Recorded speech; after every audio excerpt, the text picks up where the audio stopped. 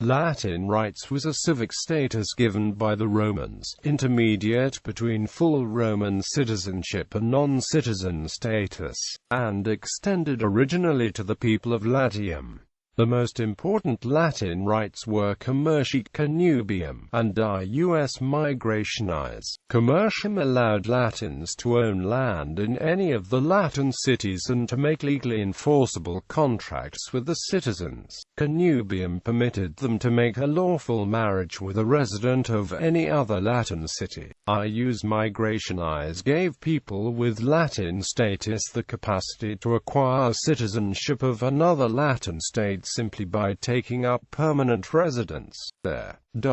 People with Latin rights were protected under Roman law. Origin of Latin rights. The Latin War was a conflict between the Roman Republic and the people of Latium. The war ended with a Roman victory and the dissolution of the Latin League, a confederation of about 30 villages in the province of Latium. With this victory, some city-states were fully incorporated into the Roman Republic, while others were given limited rights and privileges which could be exercised in dealings with Roman citizens, which came to be known as the Latin Right. The Latin Right subsequently was extended to other Latin colonies in the 3rd century BC, and later to cities which had no connection with the ancient Latins. In 171 BC, the city of Carthage was founded as the first Latin colony outside of Italy.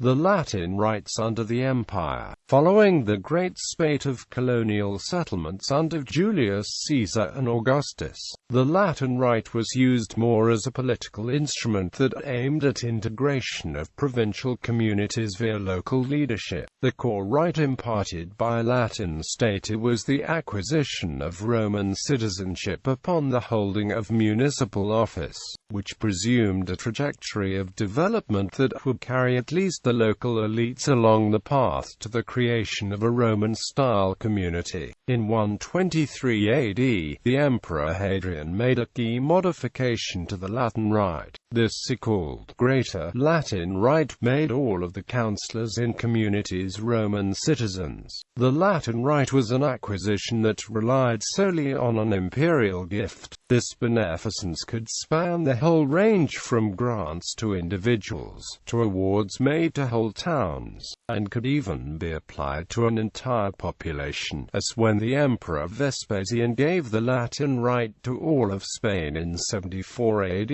Although this decree could encompass whole cities, it is important to note that it did not necessarily entail the establishment of a municipium. Often, as in Spain, the constitution of formal municipalities might have followed some years after the initial grant. Latin rights and citizenship. The Latin Rite was an intermediate step in obtaining full-fledged Roman citizenship. In the days of the Republic, those holding the Latin Rite had most of the liberties of citizens except the right to vote. Furthermore, only citizens could run for office in Rome and serve in the Roman army. For the mass of the population, though, the formal meaning of citizenship symbolized being part of the empire. This was instrumental in foreign policy, allowing rulers to incorporate new territories into the empire under the incentive of improved standing. Citizenship was granted to Italy after the Social War and was then extended to some of its western provinces under the leadership of Julius Caesar and Augustus.